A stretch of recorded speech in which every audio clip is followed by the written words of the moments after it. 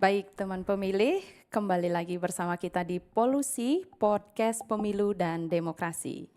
Baik, tema kita hari ini adalah peran pemilih perempuan yang ada di dalam lapas perempuan kelas 2A Kerobokan. Baik, pada pagi hari ini telah hadir narasumber kita, Niluh Putu Adnyani, AMD IPSH MH. Benar ya Ibu ya? Siap. Selaku Kalapas Perempuan kelas 2A Kerobokan. Siap. Baik, selamat pagi Ibu. Selamat pagi. Ya, terima kasih sudah menyempatkan hadir Siap. di sela-sela kesibukan Ibu yang mungkin cukup padat ya. Ya. Pada pagi hari ini sudah sempat hadir di podcast kita di Polusi Podcast Pemilu dan Demokrasi. Baik, untuk Ibu sendiri nih, boleh dong kami tahu nih nanti untuk Ibu mungkin sudah berapa lama ada di lapas perempuan, sudah berapa lama menjabat sebagai kalapas perempuan gitu. Boleh dong kami sedikit tahu ya Bu ya. Oke, silahkan diperkenalkan mungkin Bu kepada teman pemilih kita. Om Swastiastu, saya Niluh Putu Adnyani, Kepala Lapas kelas 2A Kerobokan. Sedikit saya sampaikan bahwa saya PLT dari tahun 2020, sekarang 2022. Jadi sekarang sudah hampir 2 tahun di Lapas Perempuan Kerobokan. Sebelumnya saya selaku Kepala Bapas kelas 1 Denpasar. Jadi saat ini masih di Lapas Perempuan Kerobokan. Oh gitu, baik, terima kasih Ibu. Untuk Ibu sendiri nih, sudah berapa kali pernah mengikuti di dalam lapas itu pesta demokrasinya, baik itu mengenai aturannya di sana, terus sudah berapa lama turut serta dalam kepemiluan di dalam lapas Bu? Kebetulan baru pertama kali kemarin. Yang waktu pemilu ya Ibu ya? Waktu 14 Februari 2024 ini. Oh gitu, baik. Bagaimana perkembangan partisipasi warga binaan di dalam lapas Ibu? Dari beberapa informasi dari teman-teman yang sebelumnya memang sudah pernah 5 tahun sebelumnya, di tahun 2024 ini ada peningkatan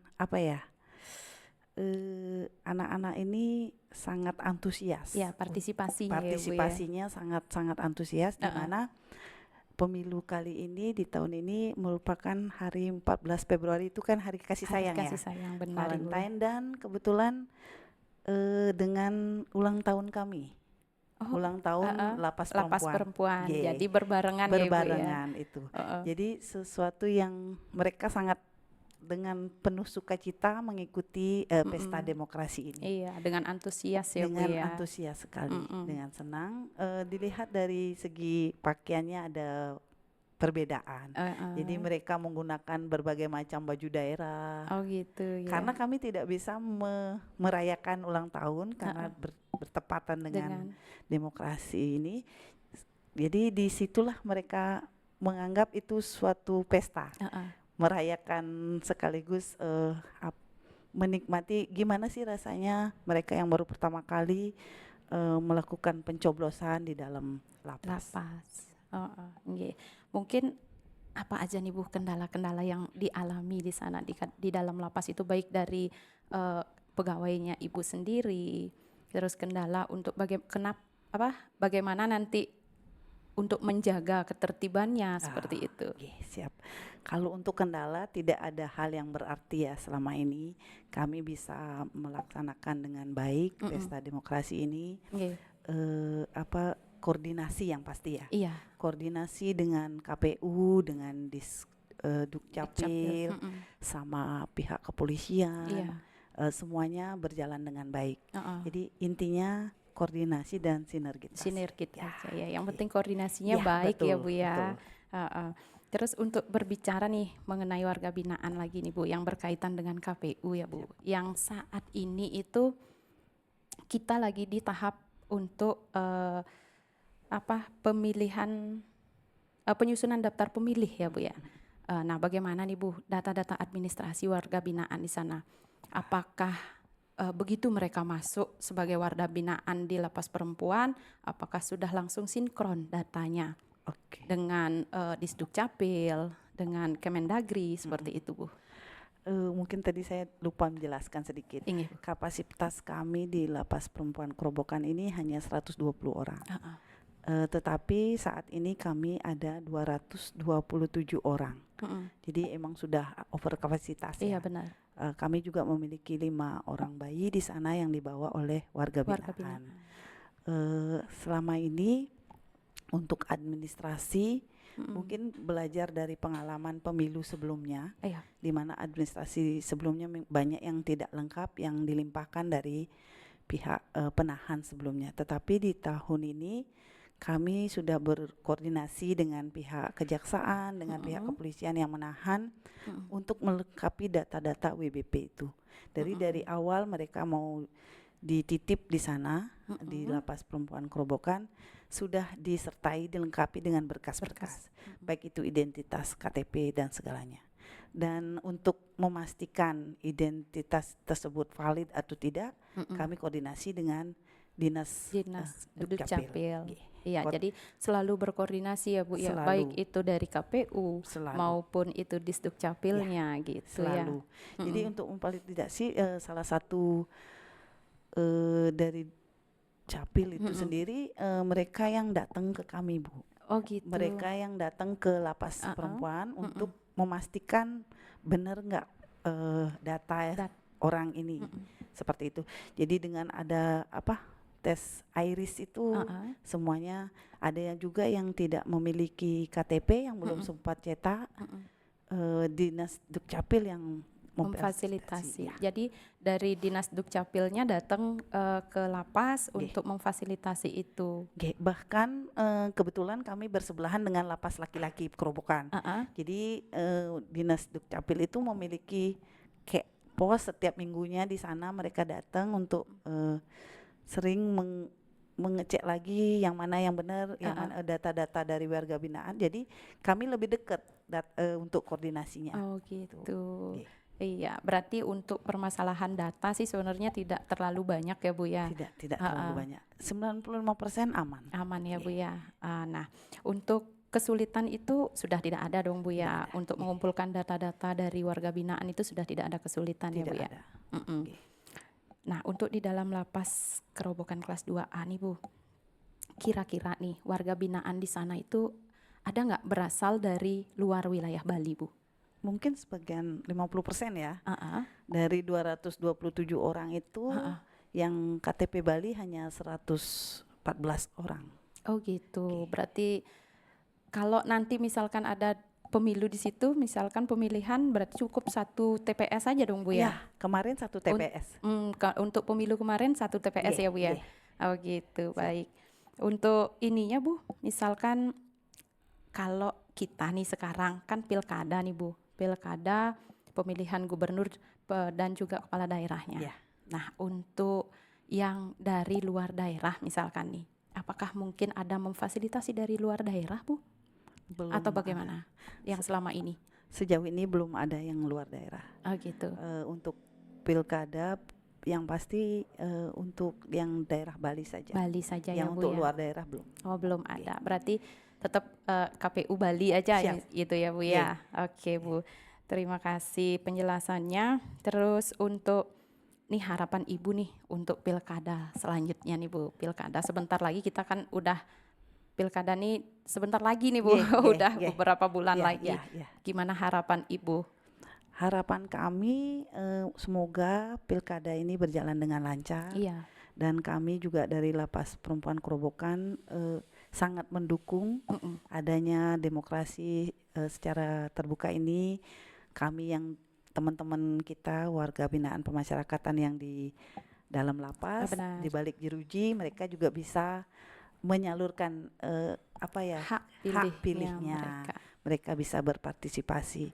Jadi kami berharap siapapun nanti yang terpilih, pemimpin kita, mohon kami warga binaan pemasyarakatan, terutama teman-teman saya yang di LP, diperhatikan. Gitu aja. Oke, gitu ya Bu ya. Oke, kembali lagi nih satu lagi nih Bu ya. Untuk keamanannya sendiri Bu. pada saat nanti pencoblosan. Nah, biar teman pemilih juga tahu nih Ya. Bu ya, untuk pada saat pencoblosan nanti gimana Bu proses pengamanannya? Oke. Oke. Ya, seperti yang kemarin sudah dilaksanakan, kami koordinasi dengan pecalang setempat, Iya. pecalang desa tersebut di Kerobokan, Kuta Utara, terus dengan Bimas, dengan polisi ya, sudah sering melakukan sambang ke Iya. lapas perempuan Kerobokan. Juga dari kami juga kan ada regu jaga yang selalu menjaga aktivitas yang ada di dalam lapas. Oh gitu, baik.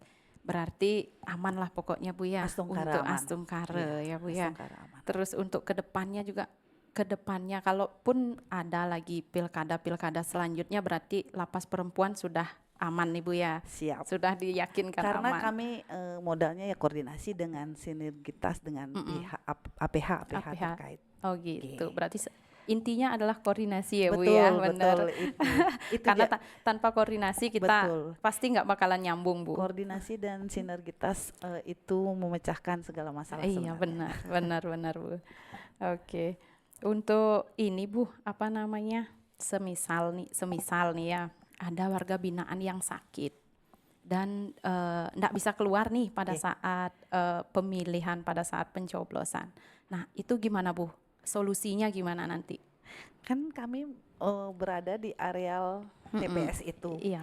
Ya bisa saja kami yang koordinasi dengan KPU bawa ke kamarnya atau ke bloknya untuk mereka nyoblos di dalam kamarnya dengan pengawalan ataupun pengawasan dari pihak-pihak baik saksi baik apapun itu yang terlibat kita arahkan ke kamarnya.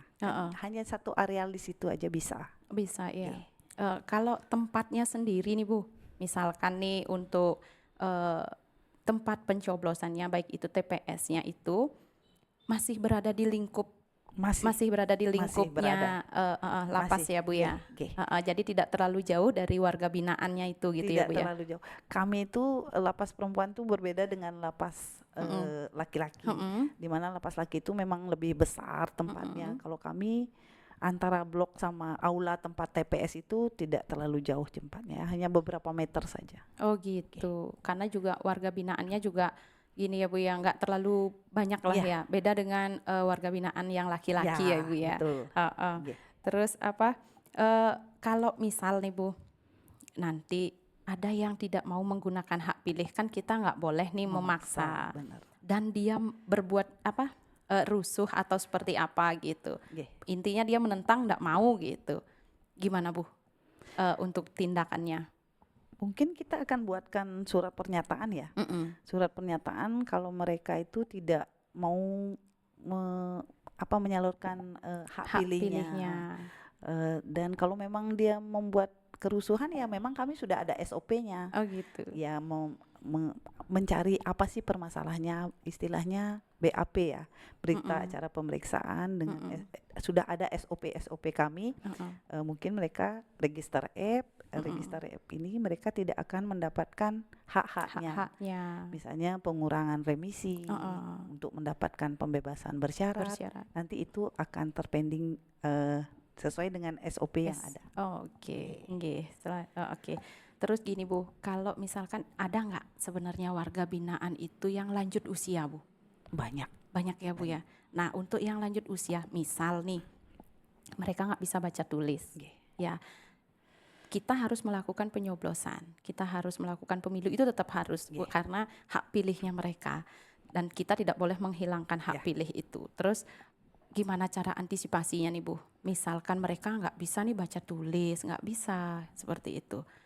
Kami selalu koordinasi dengan KPU Bu ya. Seperti apa nantinya? Mungkin kita arahkan mau yang mana dicoblos diarahkan untuk membantu mereka. Tetapi kita bukan mengarahkan si A si B yang dicoblos. Iya benar Bu. Kita hanya mengarahkan seperti ini lu calonnya yang mana Ibu mau. Kita arahkan, kita bantu. Hanya sebatas bantu dan mengawasi saja. Oh gitu. Baik. Kalau misalkan mereka minta dipandu sama keluarga, ataukah ada yang mendampingi keluarga yang di luar lapas, itu apakah boleh Bu? Boleh Ya Bu ya. Boleh. Karena mungkin mereka kurang ini mungkin sama teman-teman di lapas seperti itu. Ya. Boleh dengan syarat ya mereka harus memperlihatkan identitasnya. Mereka benar nggak ini keluarganya, gitu. Jadi untuk memastikan jangan sampai ada pihak ketiga yang masuk, bukan keluarganya. Iya, nah itu maksudnya kami itu seperti itu, Bu. Untuk memastikan apakah benar itu adalah pihak keluarganya, itu seperti gimana sih, Bu? Maksudnya bisa dijelaskan nggak sedikit, Bu? Jadi prosedurnya seperti kan ada apa? identitas sebelumnya, biasanya baru mereka masuk itu mereka diberikan kesempatan apa sih? Registrasi. Ya, diregistrasi siapa yang mau dihubungi, keluarga terdekat siapa. Ada kakak kan? Kita udah tahu bahwa ini benar dari kakak. Oke, berarti kita pengecekan dari kakak ya, Bu ya. Oh iya, satu lagi mungkin dapat saya tambahkan sedikit, pesta demokrasi yang kemarin itu kami ada sesuatu yang luar biasa ya, yang beda karena berbenturan dengan barengan dengan Valentine dan ulang tahun ya, mereka berpakaian daerah dari masing-masing daerahnya. Mereka dengan antusias datang ke TPS menggunakan pakaian daerah itu. Oh gitu. Jadi banyak juga teman-teman yang wartawan yang ini beda dari yang lain. Oh gitu. Karena juga pas itu adalah hari Valentine dan juga barengan dengan ulang tahunnya lapas ya, Bu ya. Nah, kalau untuk yang sekarang nih, Bu, kira-kira udah ada bayangan belum, Bu, untuk pilkada ini seperti apa nanti prosesnya? Apakah mereka kembali lagi menggunakan pakaian seperti itu atau gimana? Belum kita konsepnya belum ada. Mungkin kita akan konsep sesuatu yang berbeda lah nanti. Nggak sama dengan pemilu ya. Nanti mungkin kejutan ya buat di lapas perempuan ini. Iya benar. Surprise ya, Bu, ya, dari lapas perempuan. Mungkin aja mereka sambil nari mungkin, karena di sana kami itu pembinaannya macam-macam di sana. Ada yang untuk menari, yang nyanyi, ada juga membuat kue dan lain sebagainya, menjahit, merajut, itu banyak kegiatan dan banyak pihak luar yang bergabung dengan kami memberikan pembinaan skill. Jadi untuk menambah skill mereka nanti setelah keluar dari lapas itu mereka memiliki keterampilan, memiliki skill. Jadi jangan sampai mengulang lagi tindak pidana. Jangan sampai lagi kembali ke lapas. Harapan kami mereka bisa bekerja. Bahkan kami di lapas perempuan ini sudah bekerja sama dengan PKBM Niti Mandala Club untuk kejar paket A, B, dan C. Oh gitu, jadi mereka diikut sertakan ya? Sekolah mereka ya. Setiap hari Jumat di lapas, gurunya yang datang ke lapas. Oh gitu. Jadi mereka keluar yang belum tamat SD sudah mendapatkan ijazah SD. Oh gitu. Kejar paket A. Iya. Begitu juga yang belum tamat SMA, mereka dapat ijazah paket C-nya ya, Bu ya. Baik. Luar biasa ya, Bu ya.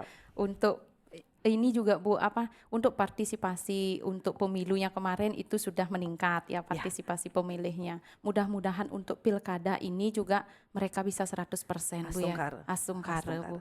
Biasanya kalau mereka udah di dalam ya kemana lagi kan pasti ngikuti, nggak ada alasan walaupun sakit, kecuali opnam di rumah sakit. Mungkin itu sesuatu yang di luar kemampuan kita ya, Bu ya. Oke, nggih. Terus misal nih, Bu, ada nggak yang di dalam lapas itu, di dalam lapas perempuan ini ada nggak yang di bawah umur, Bu? Nggak ada. Tidak ada ya, Bu ya. Untuk saat ini tidak ada. Berarti semua sudah bisalah menggunakan hak pilihnya ya, Bu ya. Bukan nggak ada lagi yang di bawah umur dan sudah yang lanjut usia juga bisa menggunakan hak pilihnya ya, Bu ya. Baik, itu terima kasih Ibu untuk penjelasannya. Siap. Untuk selanjutnya itu sedikit berbagi nih, Bu. Mungkin buat teman pemilihnya untuk bisa mengekspresikan, artinya mengekspresikan itu yang di lapas aja mau untuk menggunakan hak pilih. Gimana kita yang bebas di luar, kenapa kita nggak bebas menggunakan hak pilih kita gitu loh, Bu. Boleh mungkin kepada teman pemilih kita disampaikan, Bu ya. Untuk teman-teman kami yang di luar, mari kita menggunakan hak pilih kita untuk memberikan suara untuk menentukan pemimpin kita selanjutnya. Karena dari satu suara itu sangat berarti siapa pemimpin berikutnya. Iya. Jadi kami warga binaan yang di dalam lapas di balik jeruji saja mau memilih, apalagi teman-teman yang di luar sana pasti. Oke, terima kasih Oke. Ibu. Baik teman pemilih, itu tadi adalah hasil diskusi kita bersama Ibu Kalapas, Ibu Putu. Oke. Terima kasih. Terus mengenai peran perempuan di dalam lapas, yaitu pemilih perempuan di dalam lapas ya Bu ya. Itu tadi diskusi kami, besar harapan kami Bu dari KPU Kabupaten Badung, dan pihak lapas bisa selalu berkoordinasi. Betul. Dan selalu bisa bekerja sama Bu ya, Ye. untuk menjaga dan bisa mensukseskan pemilu dan pilkada serentak ini yang nanti akan kita lakukan di tanggal 27 November 2024 nanti Bu. Boleh yang tambahkan sedikit? Boleh Ibu, sangat boleh, silahkan Ibu. Mungkin terakhir statement saya ucapkan terima kasih yang setinggi-tingginya, apresiasi yang setinggi-tingginya kepada KPU Kabupaten Badung yang selama ini sudah memberikan sosialisasi, memberikan arahan, sering sekali koordinasi dengan Lapas Perempuan Kerobokan. Jadi permasalahan sekecil apapun sudah bisa kami atasi. Begitu juga dengan Bawaslu Kabupaten Badung juga sudah dengan giat sudah sering memberikan arahan ke Lapas Perempuan Kerobokan. Sekali lagi terima kasih KPU Badung, semoga pesta demokrasi nanti, pilkada nanti berjalan dengan baik. Baik. Nah, saya ada sedikit nih Bu dari kata-kata Ibu tadi nih. Kalau di dalam lapas aja mau menggunakan hak pilihnya, kenapa teman pemilih tidak mau? Jangan golput. Ya, betul. Baik, sampai jumpa nanti di podcast selanjutnya. Terima kasih.